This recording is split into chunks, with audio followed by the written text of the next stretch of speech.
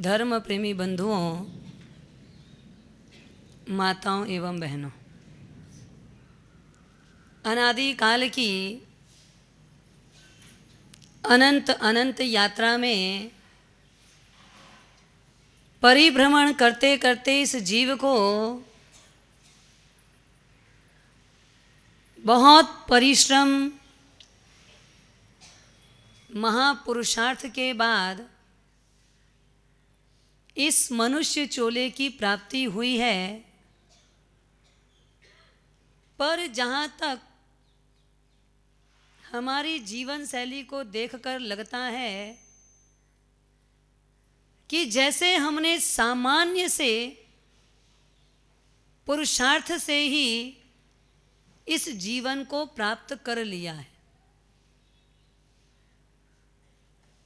हमारे जीवन व्यवहार की धुरा से यह स्पष्ट होता है जैसे हमने कोई बहुत पुरुषार्थ नहीं किया।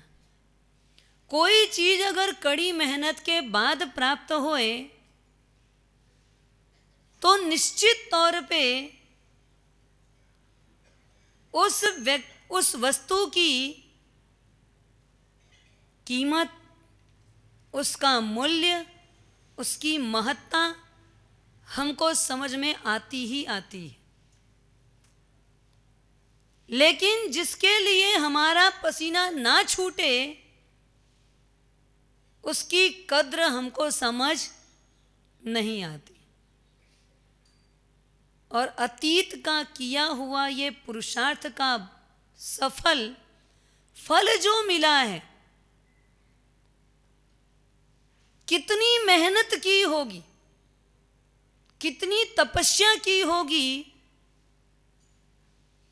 कितना हमने सहन किया होगा, कितनी अपनी इच्छा शक्तियों को हमने मारा होगा, कितना हमने सबके वश में रहते हुए अपने जीवन को पसार किए। ये सारी स्थितियां हमारी है। ये पूरा पिक्चर किसका है? ये हमारा ही पिक्चर है, ये हमारा ही चित्रण है। इतनी ज्यादा शक्ति लगाने के बाद जो जीवन उपलब्ध हो, उस जीवन का महत्व कितना, उस जीवन का महत्व कितना। अभी हमको लगता है इस जीवन को तो अच्छा खाओ पियो मौज करो और ऐसा बिताएं, तो वास्तव में जीवन हम सही जी रहे हैं, ऐसा आपका व्यवहार जगत कहता है। कभी आपको लगा, अभी जैसे यहां जितनी कुर्सियां लगी हुई है, मुझे लगता है इतने लोग शरीर से पीड़ित हैं क्या? इतने लोगों के शरीर में इतनी पीड़ा हो गई कि ये नीचे बैठ ही नहीं सकते। कोई अति पीड़ा है, कोई विशेष प्रॉब्लम है कि हमको गुरु महाराज के सामने भी कोई ऊंचे आसन में बैठना पड़े या बराबर के आसन में बैठना पड़े। व्यवहार और मर्यादा हमारी क्या कहती, हमारा व्यवहार क्या कहता है, हमारी मर्यादाएं क्या कहती।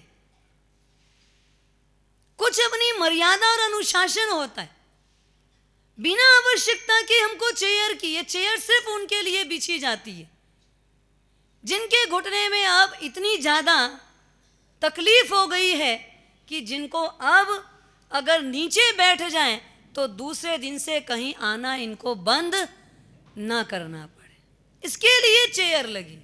आपको क्या लगता है कि ये कोई शोरूम है या कोई शो चल रहा है, ये कोई पिक्चर का थिएटर हॉल है क्या कि आए तो अपन एक प्रदर्शनी में जैसे चेयर में ही बैठे?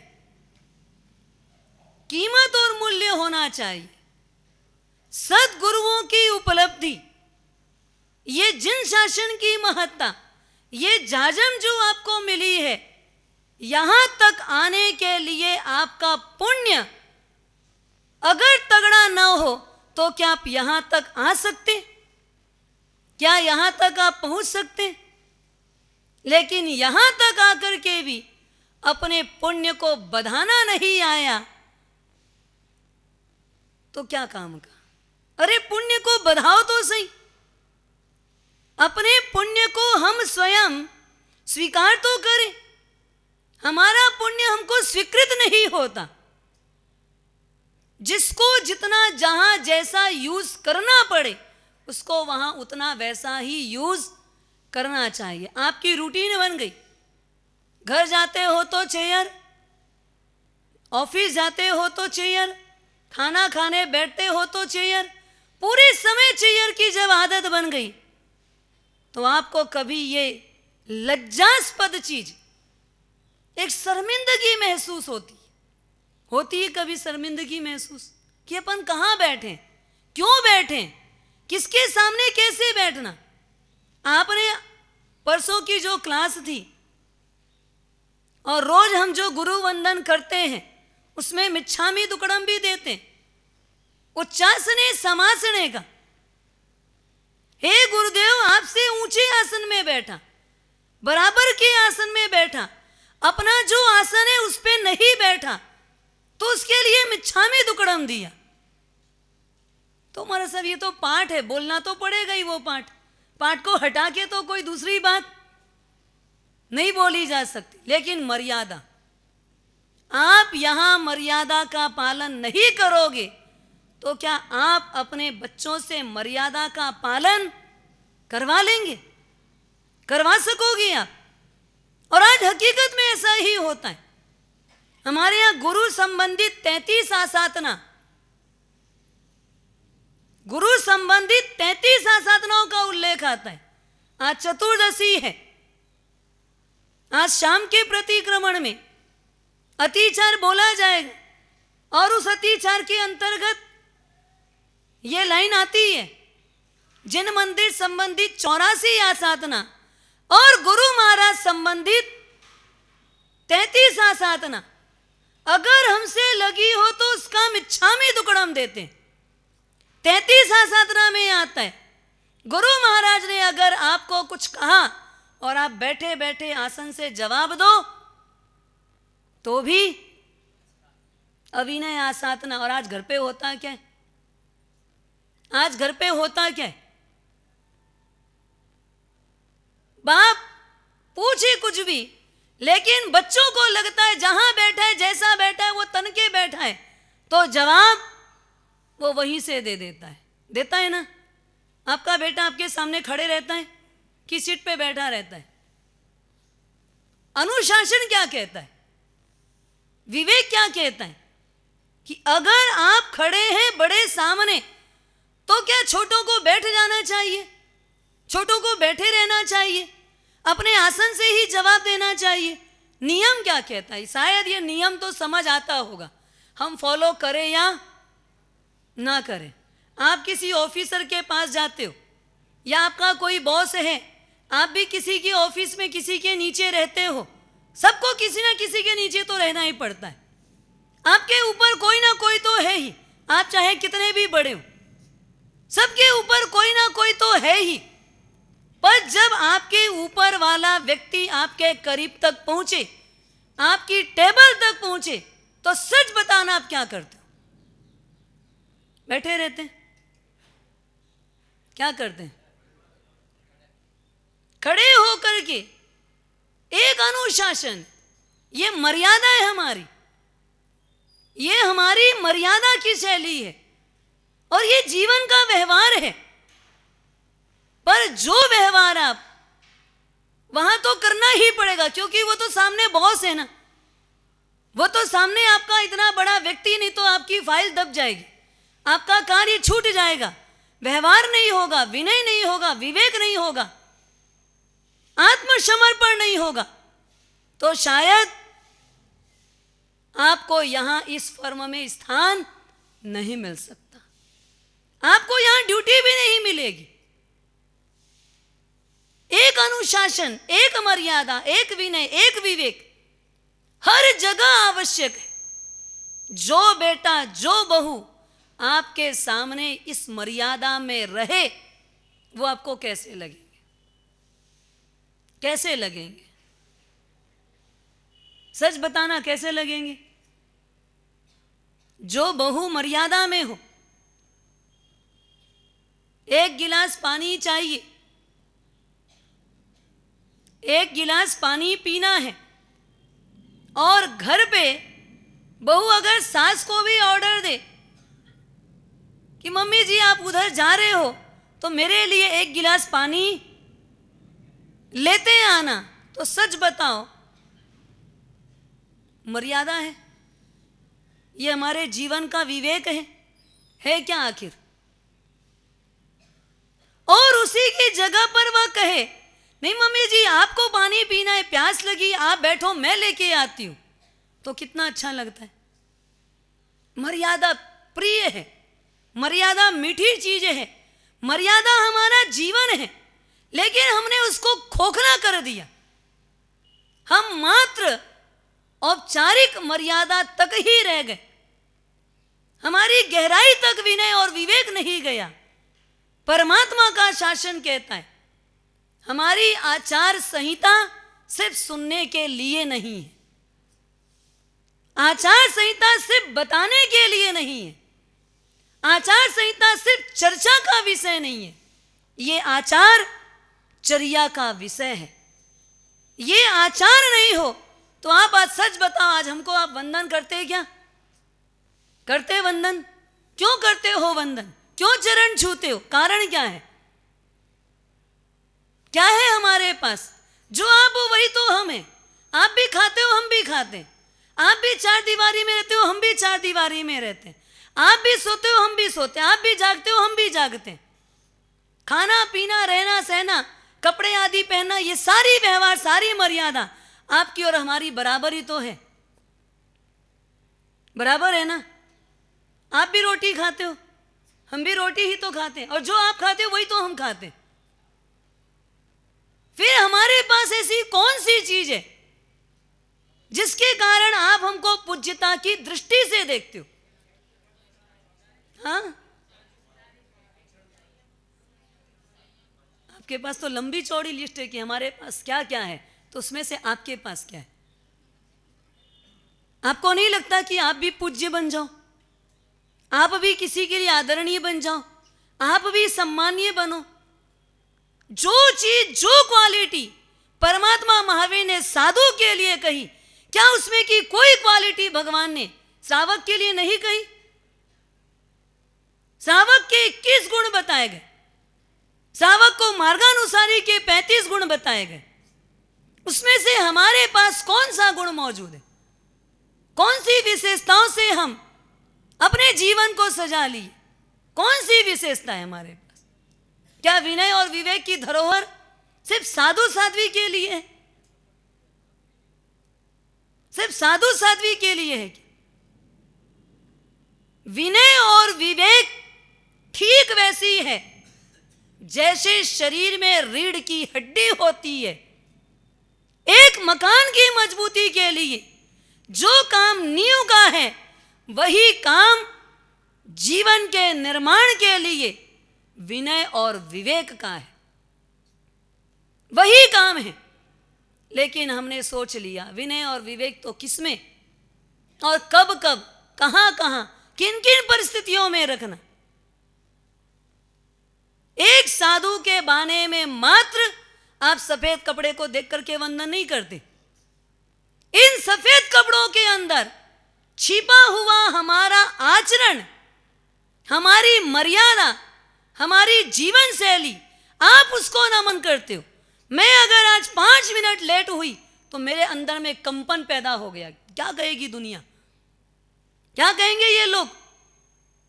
भूल कुछ भी हुई बात अलग है, घड़ी के कांटे आगे पीछे हुए बात अलग है, लेकिन जैसे ही मैं नीचे उतरी 5 मिनट की घड़ी आगे हो गई, मुझे लगा ये आज कैसी भूल। आपको कभी भूल महसूस होती है? आपको कभी लगा 8:45 का प्रवचन है, 5 मिनट पहले पहुंचना चाहिए, 5 मिनट बाद अगर अपन आए, गुरु महाराज पाटे पर बैठ गए, उनका प्रवचन चालू हुआ, उसके बाद अगर अपन पहुंच रहे हैं, कभी अंदर से भय लगा, कंपन हुआ, क्या कहेंगे लोग? बाकी जगह तो आपको बहुत लगता है क्या कहेंगे लोग, लगता है ना? कभी मंदिर नहीं जाते और अचानक आज जाने का भाव आ गया तो मन क्या कहता है? क्या कहता है मन? हाँ, कभी आप मंदिर गए नहीं, कभी प्रभु दर्शन के लिए गए नहीं, कभी प्रभु पूजा के लिए गए नहीं, कभी ये प्रवचन के पंडाल में आए नहीं, आपको किसी भी कारण से इस बार आने का योग बैठ गया, आपको आना पड़ गया, कोई भी कारण से आना पड़ा। हो सकता है आज आपके कोई सगा समधी आए होंगे इसलिए आप आ गए होंगे, हो सकता है ना ये भी। और आते हैं कितने ही ऐसे भी लोग कि भाई आज हमारे फलाने जी आए हुए हैं तो आज क्या वो प्रवचन में रहेंगे, तो बोले थे आज जाना, तो हम भी सोचे चलो अपन भी जाके आ जाते। कोई भी परिस्थिति से आप आए, आने के बाद आपका मन क्या गवाही देता है? क्या गवाही देता है? क्या कहेंगे लोग? कभी नहीं गए इनके प्रवचन की सभा में, यहाँ कभी आने का काम ही नहीं पड़ा, हमेशा तो अपन दूसरी तरफ ही जाते थे, इस बार पहली बार, कल की ही बात है, कल कोई ऐसे लोग आए थे यहाँ जो पहली बार यहाँ आए, उसके बाद उन्होंने कहा प्रवचन तो अच्छा लग रहा है लेकिन कभी आए नहीं, इसलिए हिम्मत नहीं होती, कहीं कोई कुछ बोल देगा तो। अच्छे काम के लिए, अच्छे कृत्यों के लिए हमारे मन में 10 बार विकल्प आ जाते हैं, लेकिन कभी कोई गलत कदम उठाते समय, गलती करते समय, गलत कृत्य करते समय कभी मन में विकल्प आया क्या कि क्या कहेंगे लोग? 5 मिनट अगर मैं लेट हुई तो मुझे लग गया अरे ये क्या हो गया आज, घड़ी के कांटे आगे पीछे जो भी हुआ ये बात अलग है, लेकिन मन के अंदर, दिल के अंदर एक दहशत, अंदर की एक आवाज, अपने दोस्तों के लिए, अपनी गलती के लिए, अपनी त्रुटि के लिए कभी हमारे अंदर से एक चीख आई, ये क्या गलत, क्यों किया हमने गलत, किस लिए हुई ये गलती, क्या कारण बना? जब अंदर की मर्यादा होगी, भीतर का आचरण होगा, जब तक आचरण की मजबूती नहीं होगी तब तक चरण हमारे वंदनीय नहीं होंगे। चरण इसीलिए पूजे जाते हैं क्योंकि वहां आचरण है, बिना आचरण के चरण पूज्य नहीं होते। क्यों झुकते हैं आप? कारण क्या? हमारी सारी मर्यादाएं फिक्स है, इन मर्यादाओं के अंदर ही हमको रहना है, हमको इस मर्यादा से बाहर नहीं जाना है। छोटी सी बात, चातुर्मास चल रहा है, हमारी मर्यादा है, हमने बांध दिया है 4 महीने हम मात्र सामाजिक स्थलों के सिवाय कहीं भी नहीं जा सकते, सामाजिक स्थानों के सिवाय हमारा रात्रि का विश्राम कहीं भी नहीं हो सकता, किसी भी परिस्थिति में नहीं हो सकता। मात्र शारीरिक तकलीफ हो तो अस्पताल में भी, वो भी मर्यादा है, इतने दिन से ऊपर नहीं रह सकते, वो भी मर्यादा है। जी चाहे वैसा, मन चाहे वैसा, भक्त कह दे वैसा, खूब आजीजी कर दे वैसा नहीं, जरा भी नहीं, कुछ नहीं चलेगा। कितना भी लोभ दिखा दो, कितनी भी लालच दिखा दो, कितनी भी लालसा दिखा दो, लेकिन नहीं आने नहीं। आचरण है हमारा, बंदिश है हमारी, जो मर्यादा, जो नियमावली, जो आचार संहिता हमारी बन गई, उनमें कहीं कोई छूट छाट नहीं है।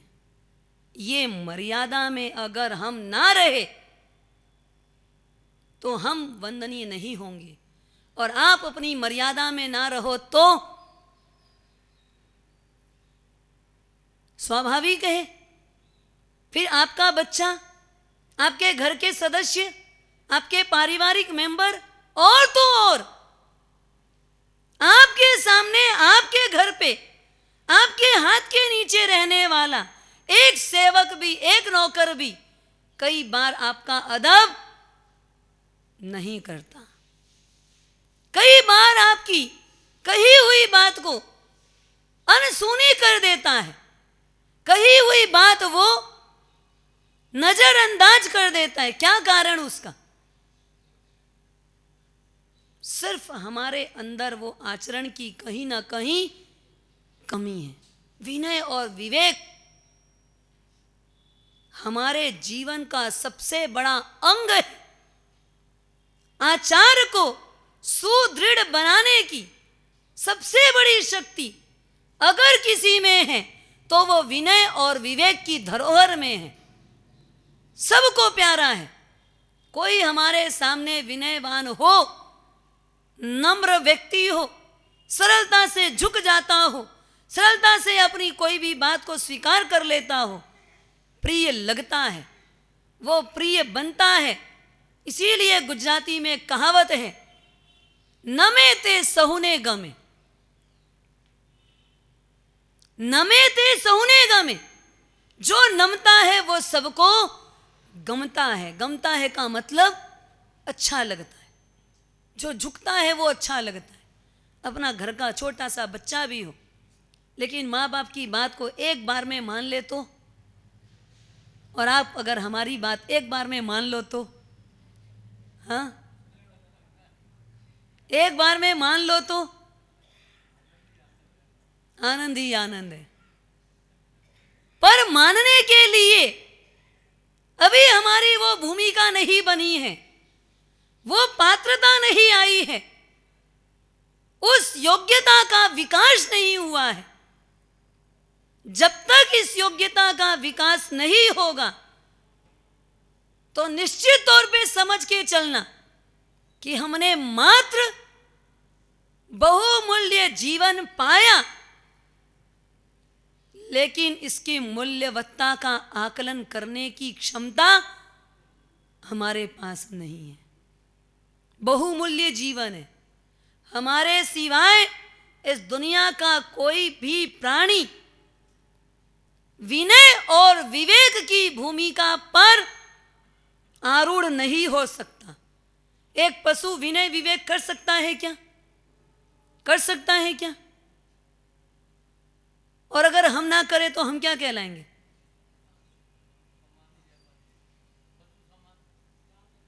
वो आप बता रहे हो, मैं तो नहीं कहूंगी कभी किसी को। मैं क्यों कहूं भाई? सब जब इंसान ही दिख रहे हैं, पर अपन समझ सकते हैं गहराई से। अगर अपन ले किसी चीज को जो कृत्य मात्र और मात्र मानव कर सकता है, हमारे पास मात्र ये दो नेत्र नहीं मिले हैं। इन दो नेत्रों के सिवाय हमको ज्ञान चक्षु भी प्राप्त हुआ है। मिला है कि नहीं मिला? विवेक चक्षु हमको मिला कि नहीं मिला? अच्छा और बुरा इसकी पहचान करने की क्षमता हमको मिली कि नहीं मिली? सही और गलत का निर्णय करने का सामर्थ्य हमको मिला कि नहीं मिला? इतनी बुद्धि मिल गई हमको कि हम ये सही ये गलत इसका निर्णय कर बैठते हैं। अच्छा और बुरा इसका भी निर्णय करने की हमारे पास ताकत है, लेकिन मात्र अभी हम अपने विवेक का उपयोग सिर्फ और सिर्फ करते हैं तो सिर्फ जड़ पदार्थों तक करते हैं, वहीं तक करते हैं। मात्र अभी हम विवेक का उपयोग करते हैं तो कहां तक? जड़ पदार्थों में हमने अच्छा और बुरा देखा, लेकिन मेरी आत्मा में क्या अच्छा क्या बुरा, क्या उचित क्या अनुचित, कभी आपने सोचा? जड़ का राग और जीव का द्वेष, ये दो चीज हमारे अंदर घर कर गई है जो हमको हमारे से दूर कर रही है। जड़ का राग और जीव से द्वेष, ये दोनों चीज घर करी है। राग भी और द्वेष भी। ना राग होना था ना द्वेष होना था, और होता है। संसार है, उसकी मात्रा कितनी, उसका प्रमाण कितना और उसमें गहराई कितनी, उसकी गहराई कितनी, इतना मूल्यवान जीवन मिला। ये जीवन की कीमत कुमारपाल भाई के वक्तव्य में एक बार सुना था। इस जीवन को प्राप्त करने में मात्र और मात्र ये ढांचे के निर्माण में, जिस ढांचे से हमको प्रेम है, इस ढांचे की रचना में मात्र कितना समय लगा? हाँ, 9 महीना लगा। इस ढांचे की पूरी रचना में 9 महीना लगा। मां के पेट में रहे अपन, उस काल कोठरी में रहे, तब जाकर के इस धरती पर इस शरीर के साथ हम बाहर आए। इस जीवन को, जन्म को प्राप्त करने के लिए जन्म 9 महीने में हो जाता है, पर इस जीवन के निर्माण में 99 वर्ष भी कम पड़ते हैं। जन्म 9 महीने में और जीवन का निर्माण 99 वर्ष में भी संभव नहीं। उस जीवन के निर्माण की बात अपन कर रहे। जन्म ले लिया, धरती पर आ गए, इतने मात्र से अपने आप को बहुत ऊंचा मत मान लेना। हमारी ऊंचाई मात्र इतने में नहीं है। हमारी ऊंचाई जब जीवन का नव निर्माण जैसा होना चाहिए, कैसा होना चाहिए, मुझे लगता है इसमें उपदेश की जरूरत कम पड़ती है, लेकिन देना तो पड़ता है। ये हमको देना पड़ता है। हमको लगता है हमारे से ज्यादा तो आपकी समझदारी है, हमारे से भी ज्यादा शायद आप लोग समझदार हैं कि जीवन कैसा होना चाहिए, हमारे जीवन की ऊंचाई कैसी होनी चाहिए। विनय और विवेक जिसके सुदृढ़ नींव बने, वो जीवन वास्तव में जितना भी निर्माण होगा वो कैसा होगा। एक बहुत आलीशान मकान बनाया, इतना सुंदर बंगला बना, जो देखता है वो दांतों तले उंगली दबाता है। जिसकी दृष्टि पड़ जाए वो उसकी चर्चा किए बिना रहता नहीं है। ऐसा आपने ये ईंट चूने मिट्टी के मकान के निर्माण में अपनी पूरी बुद्धि लगा दी, पूरी शक्ति लगाई, संपत्ति भी लगाई, सब किया, लेकिन जब पता लगे, गहराई पे जाएं कि बाहर का मकान बहुत सुंदर है, अंदर नींव तो खोखली है, कमजोर है, तो आप उस व्यक्ति को दिल से बधाई दोगे कि तुम्हारा कार्य सही है, आपका कार्य राइट है, अच्छा होगा, लेकिन राइट नहीं होगा, सही नहीं होगा। अच्छा होना अलग चीज है। हमको दिखना कैसा पसंद है, कैसा दिखना पसंद है, बताओ तो सही। जितनी बार घर से निकलते हो क्या देख करके निकलते हो? हाँ, कांच देख के निकलते हो। कांच में क्या देखते हो? कैसा दिख रहे हैं हम, कैसे दिख रहे हैं यही देखते हो ना। कैसे दिख रहे हैं ये देखते हो, तो यानी आप दिखना कैसा चाहते हो, कैसा दिखना चाहते हो?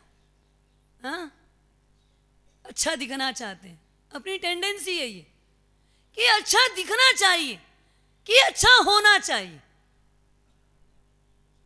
होना कैसा चाहिए? जैसा दिखे वैसा होना चाहिए। जो बाहर है वही अंदर। होना क्या चाहिए? एक व्यक्ति को मैंने बहुत बार कहा, भैया पूजा चालू कर ले पूजा, इतना समय तेरे पास रहता है, चालू कर ले पूजा। पर उसके यहां पर एक सफेद दाग था। सच बता रही हूं मैं आपको बात, उसके इस गले के पास में कहीं सफ़ेद दाग था। नहीं मार साहब, नहीं करूँगा पूजा, नहीं करूँगा, नहीं करता, मेरे को नहीं जमता। मैंने उसके पापा से कहा कि इसको समझाओ तो सही, इतने सब लोग पूजा करते हैं, गांव में लगभग सब पूजा करते हैं, आपके घर से ये पूजा क्यों नहीं करता? उसको धर्म में रुचि भी है पर पूजा क्यों नहीं करता? बोले मार साहब कुछ ऐसी प्रॉब्लम है। तो मैंने कहा कुछ शारीरिक विशेष कोई प्रॉब्लम है क्या? आखिर प्रॉब्लम क्या है? फिर धीरे से उनके पिताजी ने कहा मार साहब ये गले के पास में थोड़ा सा एक छोटा सा सफ़ेद दाग हो गया। दाग, पूरा शरीर अच्छा है, बाकी कहीं कुछ भी गड़बड़ी नहीं है, पर यहाँ एक छोटा सा दाग है। और पूजा के लिए कपड़े कौन से पहनने पड़ेंगे? हाँ, वाइट, वाइट का कोई नियम नहीं बना हुआ है।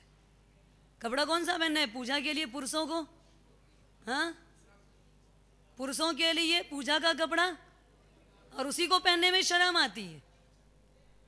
जो हमारा वस्त्र है, जिस पर हमारा अधिकार है, जो हमारे संस्कार की धरोहर है, जो हमारी विरासत है, आज वो धोती पहनने में शर्म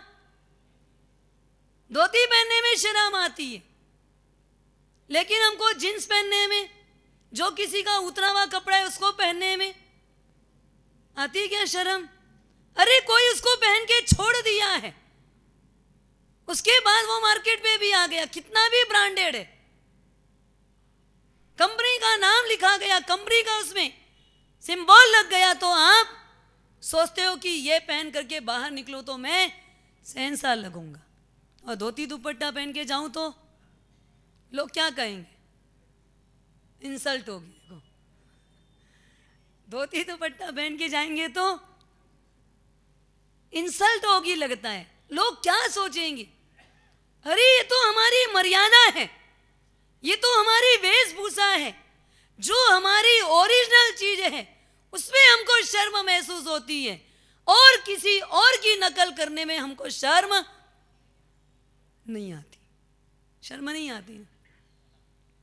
अब पूजा करना है तो धोती दुपट्टा पहनना पड़ेगा। धोती दुपट्टा पहनेंगे तो क्या होगा? यहाँ का थोड़ा सा दिख जाएगा, तो हमको दिखाना जो है वो दिखाना नहीं, जो है वो दिखना नहीं चाहिए। हम दिखना कुछ चाहते हैं और अंदर होता ये तो शरीर का दाग है। ठीक है भाई, यहाँ दबा हुआ है इसीलिए, अगर मुख में हो ही जाएगा तो क्या करोगे? अगर मुंह में हो ही जाएगा तो क्या करोगे? इन उंगलियों में हो जाएगा तो करोगे क्या? छिपाने से छिप जाएगा। अरे इनको छिपाने की कोशिश करना भी मत, ये हो गया तो हो गया, ये तो शरीर का धर्म है, शरीर का गुण है, सड़ना गलना नाश होना ये इसका नियमतः धर्म है। आप मानो या ना मानो, 80 साल की उम्र हो जाए और कहे कि मेरे शरीर में कोई झुर्री ही ना पड़े, मेरी चमड़ी में सलवट ना आए, तो चलेगा क्या? हाँ, छिपाना चाहते हैं अपन, सब तरफ से छिपाने की कोशिश करते हैं। 80 साल के वृद्ध को भी लगता है मैं लगूं तो कैसा, जैसे मैं 40 साल का भी जवान हूं। अगर कभी बाल काले हो जाए तो क्या लगता है? सफेद हो जाए तो क्या लगता है? हाँ हाँ, सफेद दिखना नहीं चाहिए, लोगों को लगना नहीं चाहिए। अरे लोगों को लगे कि ना लगे, आपको तो पहले लगे कि ये काले से सफेद हो गया है, बस जीवन का मोड़ आ जाना चाहिए। अब काले काम बंद करो और सफेद की ओर, अरे कुछ तो चिंतन लाओ, कभी तो विचार करो। दुनिया भर का विचार अपन लोगों को बांटते हैं ना, बिना किसी के पूछे, कोई चाहे या ना चाहे, लेकिन हम अपने विचार देने को तैयार हैं, पर कभी खुद के लिए सोचा? ये काले से सफेद हो गया, अब अंदर भी काले से सफेद हो जाना चाहिए कि नहीं? कोयला काला होता है, कोयला काला होता है, जल जाता है तो क्या होता है? राख होती है, पर वो कोयले जैसी काली नहीं होती, उसमें थोड़ी सफेदी आ जाती, थोड़ी सफाई दिखती है। तो अंदर का भी कालापन साफ होना चाहिए कि नहीं? पर अभी मन ही नहीं किया है, अभी काले से सफेद में आने का मन नहीं है, तो करते क्या है? थोड़ा लीपा पोता, कुदरत को भी ठोकर मारने की ताकत, उसके भी खिलाफ जाने की ताकत हमारे पास मौजूद है। कुदरत आपको कुछ भी सिखा दे, पर आप चाह लेते हो कि मैं तो कुदरत को भी ठोकर मार सकता हूं। मार लेना, पर कब तक, कब तक जोर चलेगा? पैसा काम नहीं आएगा, बंगला काम नहीं आएगा, गाड़ियां कितनी भी खड़ी होगी काम नहीं आएगा, न ये परिवार की फौज काम आएगी, न परिजन काम आएंगे, न मित्र काम आएंगे, न आपके पीछे लगे हुए मुनीम गुमास्ता नौकर चाकर की भीड़ कितनी भी हो, कोई काम नहीं है। जब आखिरी वाला पहले आके खड़े हो जाएगा, आखिरी वाला पहले आके जब खड़ा हो जाएगा, कोई काम आएगा उस समय। सफेद को काला तो कर लिया, कोई दिक्कत नहीं। ये चश्मा लगाना है ना, तो आज के लोगों को शर्म आती है, क्योंकि थोड़ा चश्मा लगा लो तो थोड़े उम्र से, पहले उम्र नहीं झलकती बिना चश्मा के जल्दी से, पर चश्मा लगा लो तो थोड़ी उम्र झलकने लग जाती है। लोगों को पता लग जाता है कि चश्मा आ गया, इसका मतलब ये 30-40 तो क्रॉस कर ही लिए होंगे, ये 40-50 के आसपास है, पर लोगों को पता नहीं लगना चाहिए। लोगों को हमारी सही उम्र की जानकारी नहीं होना चाहिए। चश्मा आ भी जाए, आंख में परेशानी है, दिखने में कमजोरी आ गई, दिखता बराबर नहीं है, तो इस आंख का उपचार तो करवाना पड़ेगा। पर उपचार करवाने के लिए कौन सा कौन सा उपचार? अरे डॉक्टर साहब कुछ भी हो जाए, लेजर कर देना, अंदर लेंस लगा देना, लेकिन चश्मा तो बिल्कुल, क्योंकि हम बताना चाहते हैं, दिखाना चाहते हैं कि मैं अभी बड़ा नहीं हुआ हूं, बड़ेपन की बात करता हूं, मैं बात तो बड़े बड़े लोगों की करता हूं, पर उम्र से हम अभी ये जाने वाली उम्र के नहीं हुए। ये हमारी उम्र सरक गई है। एक एक दिन हमारा किधर जा रहा है, किधर बढ़ रहा है? हाँ, मानते थोड़ी है। हमको तो लगता है हम इतने बड़े हो गए। 50वीं मनाते हो ना, 75वीं भी मना लेते हो, क्यों? अरे हम 50 साल के हो गए, उम्र बड़ी हुई, लेकिन बुद्धि, सोच, विचार, कोई भी क्षमता हमारी बढ़ी क्या? कहीं हमारा दिल बड़ा हुआ? कभी किसी को क्षमा करने में हम अब 50 साल के बाद बिल्कुल घर पे खटपट नहीं करना। बहू को जो जमे वो करे, पोता को जो जमे वो करे, पोता बहू को जो अच्छा लगे वो चला लेते हैं। अब तो बड़े हो गए ना, 50वीं मना ली आपने, 50 साल आपको समझ आ गया कि मेरी उम्र 50 साल की हो गई, अब तो मेरे विचारों में परिवर्तन, अब भी वही माथा पच्ची नहीं करना है, अब भी वही काम को दोहराना नहीं है। अब तो ब्रेक लगा दोगे? नहीं महाराज, चाबी तो अपनी कमर में ही होनी चाहिए। चाबी छूटनी, अरे महाराज साहब चाबी छोड़ दो तो हाँ कोई पूछेगा नहीं, चाबी छोड़ दो तो पूछेगा नहीं, ऐसा नहीं है। आप चाबी प्रेम से अगर छोड़ दोगे तो आपको पूछने वाले लोग होंगे। सिर्फ आपके जीवन में जीने की शैली होनी चाहिए, सब पूछेंगे आपको।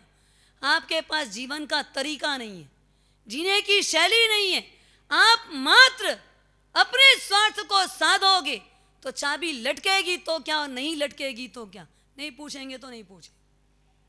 आपके पास जीवन जीने की शैली नहीं होगी तो एक नहीं, तिजोरी तो अंदर हो कि नहीं हो, तिजोरी में माल हो कि नहीं हो, लेकिन खाली चाबियों का गुच्छा लटका लोगे, उतने मात्र से भी आपकी पूछ नहीं हो जाएगी। अगर आपके पास जीवन जीने की शैली नहीं है तो, विनय और विवेक नहीं है तो, विनय छोटों को रखना पड़ता है तो विवेक बड़ों को रखना पड़ता है। विनय की भूमिका छोटों के पास होती है तो विवेक की भूमिका बड़ों के पास होती है। ये विनय और विवेक दोनों शब्दों का प्रयोग बहुत आयत आप देखना, ये साथ में ही होता है, एक ही बात नहीं बोली जाती। विनय और विवेक साथ में बोला जाता है, क्योंकि जीवन की गाड़ी ये दो पटरी में चलने वाली, एक भी पटरी अगर गड़बड़ होगी तो काम नहीं चलेगा। विनय भी चाहिए, विवेक भी चाहिए। ये हमारी धरोहर है, ये हमारी मर्यादा है, ये हमारी संस्कृति है। हम अगर आज संस्कृति को जीने में पीछे हटेंगे तो निश्चित तौर पर हमारी ही आने वाली पीढ़ी संस्कारों की तो शव यात्रा कर देगी, और उसका भुगतान किसको करना पड़ेगा? किसको करना पड़ेगा? हमको ही करना पड़ेगा। संस्कार जब खत्म हो जाएंगे और संस्कार को अगर हम स्वयं नहीं देंगे तो निश्चित तौर पे सारा दुख हमारे ही सिर पर मंडराएगा और किसी के सिर पर नहीं। दुखी हम होंगे, और फिर दुखी होकर के हम कोसेंगे भी किसको? बोलना बहुत सरल है, कितना सरल कह दिया, अपने कर्मों को कोसेंगे। अरे अपने कर्मों को कोसना नहीं पड़ता, अपने कर्मों को तो पढ़ना पड़ता है।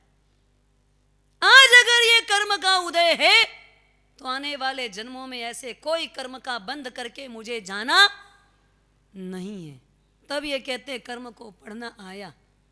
कई बार व्यक्ति कहता है, एक बार की बात है, ये रास्ते पर चलते चलते चलते अचानक एक गाड़ी वाला, टू व्हीलर वाला सामने से जा रहा है। थोड़ा रात का समय था, अंधेरा हो चुका है, पर उसकी गाड़ी में लाइट नहीं है। बिना लाइट के जब वो गाड़ी को रात के समय, अंधेरे के समय लेके जाए तो ट्रैफिक पुलिस ने उसे रोकना चाहा। रुक, बिल्कुल खड़ा हो जा। वो खड़े होने को तैयार नहीं। मर्यादा है आपकी, नियम है ना, ये नियम को फॉलो करना पड़ेगा कि नहीं करना पड़ेगा? बिना लाइट वाली गाड़ी आप रात के समय इस रोड पे, चौराहे पर, चौक पर अगर आप लेकर के जाओ तो आपको पुलिस वहां पर रोक देगी। और रोक देगी तो कल की ही बात है, कल ऐसी ही कोई चर्चा चल रही थी, और चर्चा के दौरान बात आई, बोले ये पगड़ी जो है ना मुसलमानों के सिर पर तो बिल्कुल, हाँ, सिखों के सिर पर बिल्कुल चाहिए कि नहीं चाहिए? अनिवार्य है, आवश्यक है। आप उनकी पगड़ी उतरा नहीं सकते। और मारवाड़ी को पगड़ी,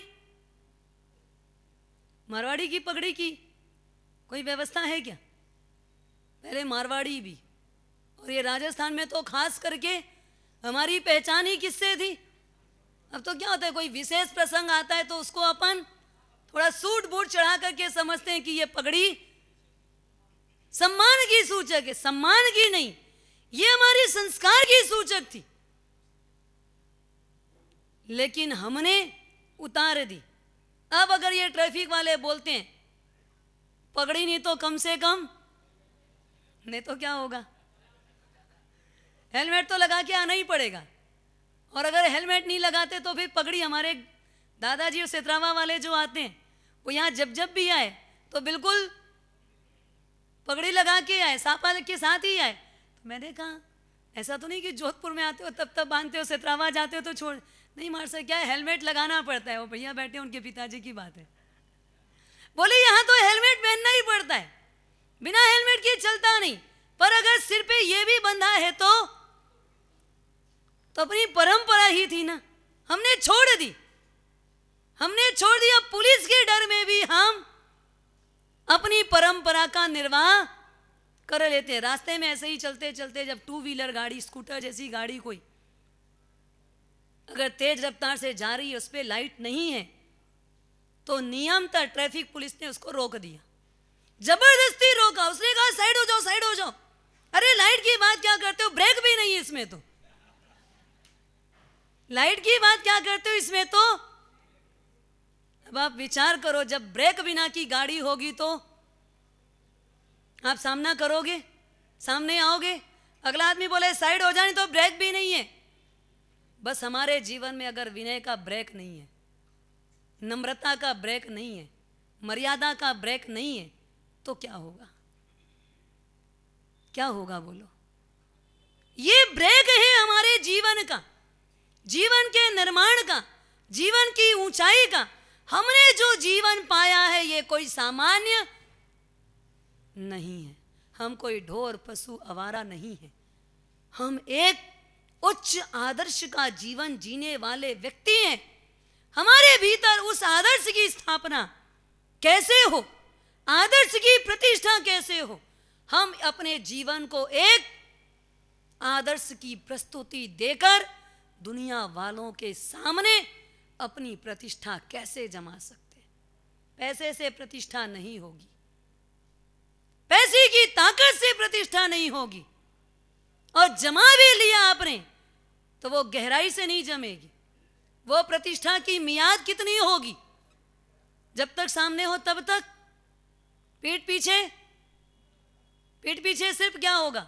गालियां होगी और अपमान होगा और अवगणना होगी, और लोग ये कहेंगे अब दोबारा इनको बुलाना नहीं, इनके बीच रहना नहीं, इनको अपने साथ। पैसे के दम पर अगर बात करोगे तो अगर अंदर की नींव खोखली है, ये पैसे से कितना भी नवनिर्माण कर लिया तो वो हमारे लिए कोई काम का नहीं। जिन शासन के इस जाजम में कम से कम अगर वो मर्यादा पले हमारी, तब तो यहाँ से घर जाने के बाद थोड़ी कुछ मर्यादा होगी। हमारे भोजन की परंपरा पालगोठी लगाकर करने की परंपरा है। अब हम आ गए डाइनिंग टेबल पे तो खाना भी हमारा डाइजेस्ट बराबर नहीं होता। कितने ही कारण हैं, बहुत सारे कारण हैं हमारे पास। जब हमारे विनय और विवेक, हमारे संस्कार, हमारी मर्यादा, हमारा अनुशासन ये खत्म होते जाएगा तो आए दिन तन मन जीवन सब कुछ हम खो करके चले जाएंगे। जीवन जो मिला है इसका मूल्य जाने, जो विवेक चक्षु हमको मिले हैं, जो विनय की नींव हमको मिली है, हम इसका सही तौर पर मूल्य समझें और उसका मूल्य जानकर हम अपने जीवन के नवनिर्माण की दिशा में आगे बढ़ें। ओम शांति।